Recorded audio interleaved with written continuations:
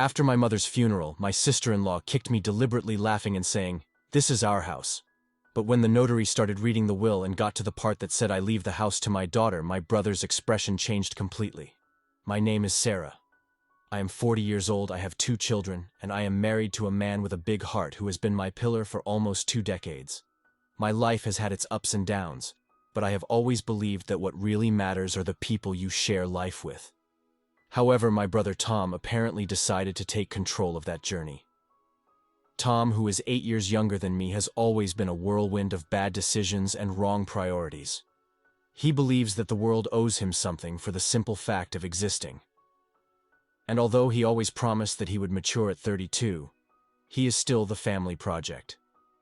It all started on a typical Sunday family reunion at Mom's house, our refuge and the place where childhood memories were kept alive in every corner.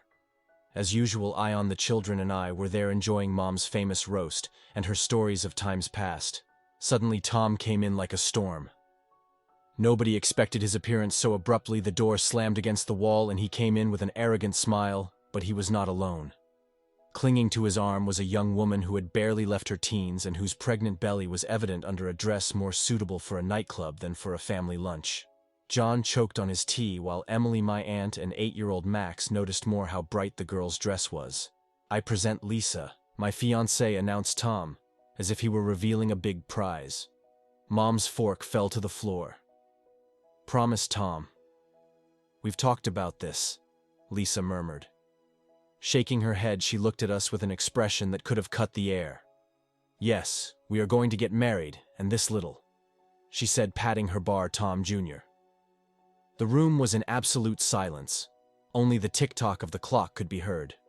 John, trying to ease the tension, congratulated Tom, but he, with a smile, added, "We will stay here for a while, you know, until we find our own place." Mom tried to smile, but I could see the worry in her eyes, as if she was seeing someone on the edge of a cliff. That same night, when the children were in bed, Jan told me, "Sarah, your brother is not only responsible, he is taking advantage of your mother." I knew that she was right. Tom was a whirlwind, and we were all in her way. The only question was how much damage she would cause before she left. The next few days became a nightmare. Tom and Lisa felt right at home, with Lisa using the living room as her personal space, with her feet always on Mom's antique coffee table, while Tom spent the day laughing on her phone. Mom was exhausted, preparing meals, cleaning up after them, never getting a simple thank you. It was like watching someone deflate slowly one night. I found Mom in the kitchen, looking older than she really was. "Mom, you can't let them walk all over you." So I told her. She sighed and replied, "Sarah is my son, and I can't turn that baby away." I wanted to yell at her that she was being used, but I held back. Family is complicated, and sometimes love means turning a blind eye, even when you know you shouldn't. Like that. Or our new normal, Tom and Lisa as guests, ungrateful, and the rest of us trying to keep the peace in a house that suddenly felt too small. I didn't know this was just the prelude to the storm. Living with them changed our lives. Every morning started with Lisa complaining about her back pain or her cravings. I'd come into the kitchen in my pajamas demanding breakfast like I owned the place. "Sarah, make me some pancakes." "Do you want the baby? He's looking forward to them," she'd say, without a trace of politeness. I'd grit my teeth trying to stay calm while I made sure Emily and Max were ready for school. Tom didn't help either. He'd spend his days on the couch with his feet up on the table, glued to his laptop, or playing around, yelling from across the room, "Hey, when's breakfast?" Mom trying to be the mediator. "Sarah, they're young, remember how we were," but it wasn't the same. We were never so spoiled. Things got worse as Lisa's due date approached. She left a trail of mess everywhere, from stacked dishes to dirty clothes thrown around. While she spent hours talking on the phone one day, I couldn't take it anymore, and I told her, "Lisa, this isn't a hotel. You can't expect everyone to clean up after you." She rolled her eyes and calmly replied, "Sarah, I'm pregnant, remember?" Finally, Tom intervened. "Leave her alone. Don't you see that she's pregnant?" "My son's maid," I replied. "Being pregnant is no excuse to be mommy." She came in with her hands together in a gesture of pleading. "Please, let's not fight. It's not good for the baby." I looked at Mom with her tired, haggard face and knew it wasn't right. The days got longer. Tom and Lisa would disappear for hours, leaving Mom to deal with the chaos they left behind. One night, they came back with shopping bags laughing about their day off. I heard them planning an extravagant wedding. "We need the best baby. It's ours day," said Tom, hugging Lisa. Lisa laughed clearly. "And your mom can help with the expenses, really." I couldn't believe my ears. They're planning a wedding they can't afford, and they expect Mom to foot the bill. I asked them angrily. Tom shrugged. "Why doesn't she have the money?" I was on edge of losing control. "You can't keep using Mom as your personal ATM." "Tom," I told him. But my words fell on deaf ears. They just laughed and continued with their planning, leaving in the everyday life of Mom's house, which had gone from being awkward to being unbearable. Lisa had given birth to a baby named Alex, and you would think that would slow them down. But it didn't really. It just gave them more excuses to keep taking advantage. One morning, I walked into the kitchen and found Mom washing a mountain of dishes. Lisa was lying on the couch singing to Alex while Tom played on his phone. I walked over to Mom, trying to keep my voice steady. "Mom, why are you washing all these dishes?" I asked. Mom just sighed. "Lisa needs to rest, and Tom is busy," she said. I looked at Lisa, who seemed to enjoy what Lisa was doing. "You can't leave everything to Mom," I claimed. She gave me a glare. "I just had a baby, Sarah. I shouldn't stress myself out," she replied. While Tom, without even looking up, added, "Yes, Sarah, you don't understand how hard it is." I couldn't believe it's hard already. Harder than sitting all day. I told her. Mom tried to calm me down. "It's okay, Sarah. I don't care," she told me, but I knew she did care. It wasn't okay, and talking to them was like talking to a wall. Tom and Lisa would leave the house for hours, leaving Mom in charge of Alex, and they would come back with shopping bags full one day. I found a receipt on the table, a designer dress for Lisa that cost more than most people make in a week. I confronted them. "Where did you get the money for this, Tom? And why? What Mom is paying for your lifestyle?" I asked Tom. He shrugged indifferently. "She's ours, Mother. Sarah wants to help." She was furious. "Help? You are leaving her with nothing." Lisa intervened with a smile. "If she is willing, why not? Besides, what do you care?" I couldn't take it anymore. I had to talk to Mom alone. "Mom can't keep giving them money. They are using you," I told her. Mom shook her head. "I can't abandon them, Sarah, especially Alex," she answered. I tried to reason with her, but they don't even try to be responsible. "Tom doesn't look for work, and Lisa just spends your money like it was water, Mom." She looked away, her voice barely a whisper. "I know, Sarah, but they are my children. I have to help them." I felt helpless watching my family fall apart. Tom and Lisa were like leeches, draining everything, without giving anything in return, and Mom, with her kind heart, didn't see it or didn't want to. I didn't know how much more I could take. The breaking point was near, and I was afraid of what would happen when we finally reached him. Things got worse when Mom got sick. Suddenly it happened so quickly. One day she was fine, and the next bedridden, frail, and weak. I was standing next to her, holding her hand. "Mom, you're going to get through this," I whispered, trying to sound more hopeful than I felt. She gave me a tired smile. "I'm just exhausted, Sarah. I've lived a good life. Tom and Lisa were nowhere, probably spending more of Mom's money." I couldn't contain my anger. "Where are they, Mom? Why aren't they here helping?" I asked. Mom's eyes were filled with sadness. "They have their own lives. Sarah, don't be too hard on them. Their own lives. They are living off you, Mom. And now when you need them the most, they are absent," I replied in frustration. Mom just sighed, seeing her like that. It broke my heart. Finally, the inevitable happened. Mom passed away quietly one evening with me by their side. Tom and Lisa were out, probably enjoying their time, oblivious to the tragedy unfolding at home. The funeral was a blur. I remember Tom and Lisa arriving dressed as if they were going to a party instead of a funeral. Lisa's dress was inappropriate. Too short and flashy even for that occasion, people murmured, and I felt someone squeeze my hand for comfort after the service. Tom took me aside. "Sarah, we need to talk about the will." Mom was still in shock from the loss. "It can't wait," I said. "No, No, I can't. I insisted. Or I know he left me the house. We need to resolve this. I couldn't believe his nerve. Mom just died. Can't you show a little respect, I claimed. But Tom was relentless. This is important. Sarah, I'm his son. I deserve it. The day after the funeral, I went to Mom's house to start going through her things. But when I got there, Lisa opened the door with a smug look. What do you want? Sarah, she mocked. I came to pick up some of Mom's things, I replied. Lisa laughed, a cold and harsh sound. Oh, you didn't understand. This is our house now. Tom has everything. Tom appeared behind her, smiling. Yes, Sarah, Mom changed her will. The house and the money are all mine. I felt a wave of anger and disbelief. You're lying, Mom. I would never do that. Tom shrugged his shoulders. Believe what you want, but the will is clear. It's my home now. I stood on the threshold of the house I grew up in, feeling like a stranger. The realization hit me hard. Not only had I lost my mother, but I was also losing my childhood home to my greedy brother and his manipulative wife as I walked away. I knew this wasn't the end. I had to fight for Mom, for my family, and for what was right. But I didn't know the battle ahead of me would be harder than anything I had ever faced before.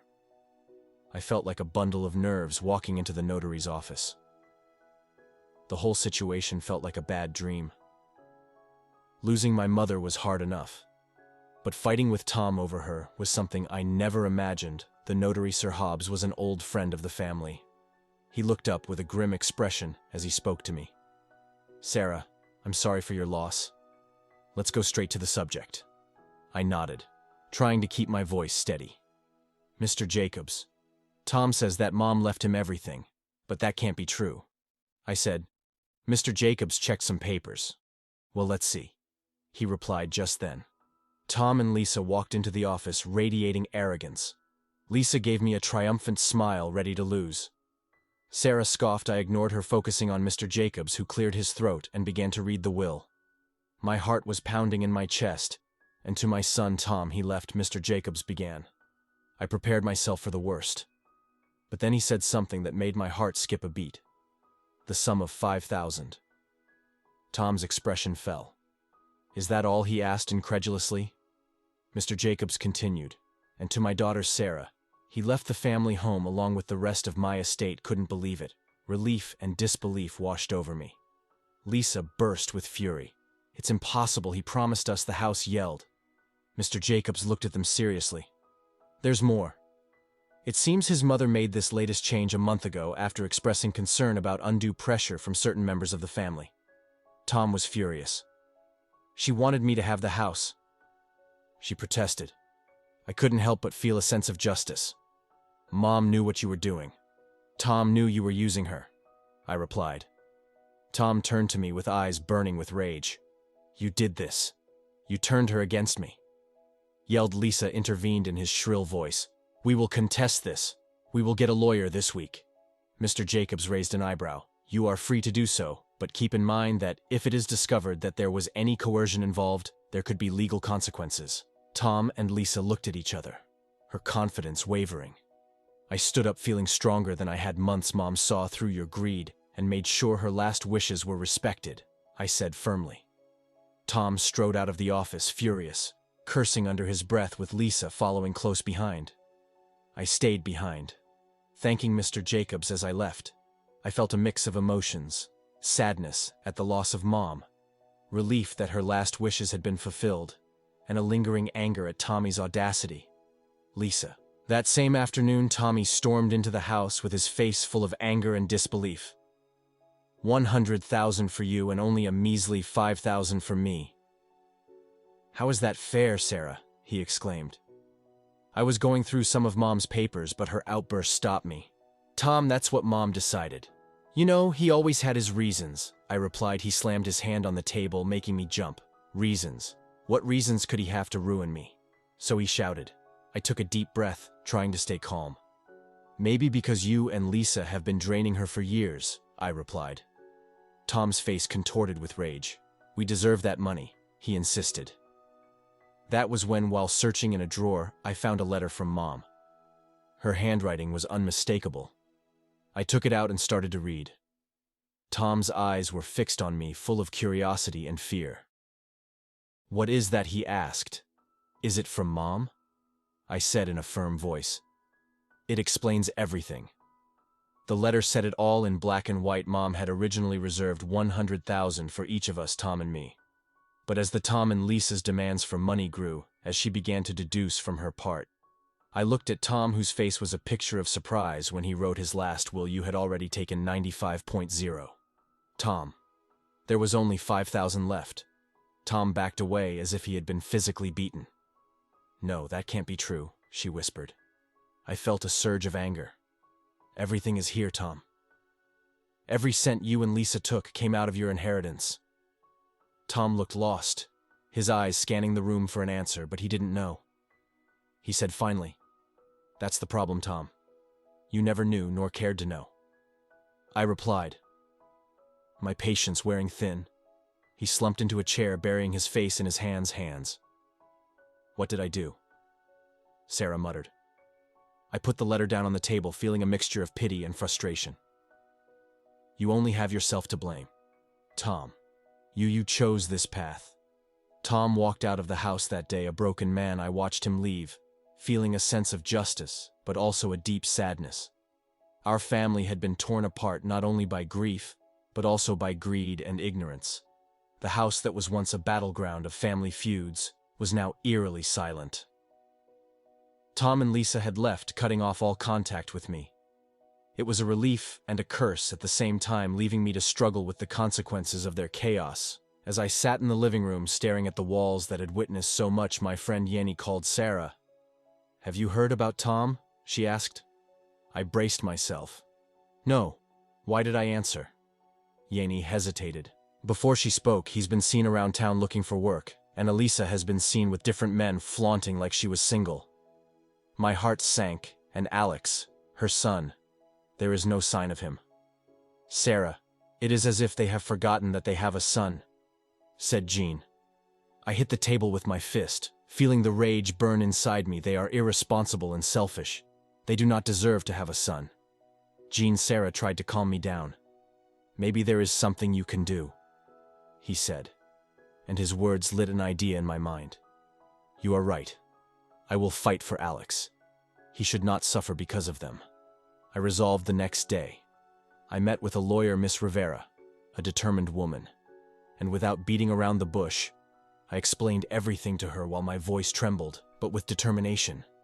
"So do you want to seek custody of your nephew?" she asked with a penetrating look. I nodded firmly. "Yes, he is in a toxic environment. I want to give him a life better." Miss Rivera leaned forward. "It will not be easy, Sarah, but if you are ready to fight, I am with you." I felt a wave of resolve. "I'm ready. I'll do whatever it takes." The legal battle that followed was tough.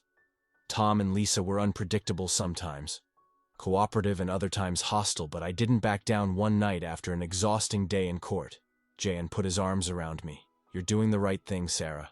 It's hard, but it's the right thing." I let myself be hugged, exhausted but hopeful. "I just want Alex to be safe and have a family to care for him." The day the judge granted me temporary custody of Alex was bittersweet. He was a sweet boy, confused and scared, but little by little he opened up to us. Emily and Max adored him, and he brought a new kind of joy to our home. Tom's reaction was a mix of anger and defeat. "You've taken everything from me, Sarah," he said. I faced him with a firm voice. "I'm protecting Alex, something you should have done when Tom walked away." In anger, I realized that our relationship might never be repaired. But this wasn't about us. It was about a little boy who needed a stable home life with as we began a new adventure. There were challenges, of course, but also laughter and love. He was becoming part of our family, and I was determined to make it permanent. Looking back, I knew I had made the right decision. It was time for new beginnings for all of us, a chance to heal, grow, and build a future full of love and stability. That was the legacy I wanted to leave, a stark contrast to the selfishness and greed that once threatened to destroy our home. Before a reminder of family discord, it was now filled with laughter and the pitching of little feet. Alex had become a part of our lives. His presence was a constant source of joy and wonder one night. As I was putting him to bed, he looked at me with those big, innocent eyes. "Aunt Sarah, I will stay here forever." He stroked his hair, as my heart filled with excitement. "Yes, Alex, you are part of our family now." He smiled and took my hand. "I like it here. Emily and Max are fun." I kissed his forehead and responded, "We love having you here, sweetheart." When I left his room, Jane was waiting for me with a proud smile. "He is really adjusting, isn't he?" I nodded, feeling great satisfaction. "Yes, he is. We are giving him the life he deserves the next day." I got a call from Miss Rivera Sara. "It's official. The court has granted her full custody of Alex." I almost dropped the phone with happy tears welling in my eyes. "Thank you, Miss Rivera. Thank you for everything." After hanging up, I shared the news with the family. Emily and Max clapped and hugged Alex in a big group hug. Even J.N. had tears in his eyes. "We are a family," he said. "Moved a complete family indeed." The journey had been long and full of challenges, but we came out stronger. I thought of Tommy, Lisa. Wherever they were, I hoped they would find their way. But now my attention was on the children and our family. In the months that followed, Alex blossomed. He was no longer the shy boy we knew. He felt safe, happy, and loved. One day, while we were all in the garden, Alex came running to me with a dandelion in my hand. "Look, Aunt Sarah." I made a wish. I crouched down to his level and asked him what you wished for. He smiled with shining eyes. "I wish that we would all be together forever." I hugged him tightly. "That is the best wish ever, and it has come true." As I looked at my family, I felt a deep peace. We had overcome the storm and we came out stronger. Our future was full of hope, love, and the promise of new beginnings. This was our story, a testament to the strength of family and the power of love. It was a future full of hope, and we were ready to embrace it with open arms.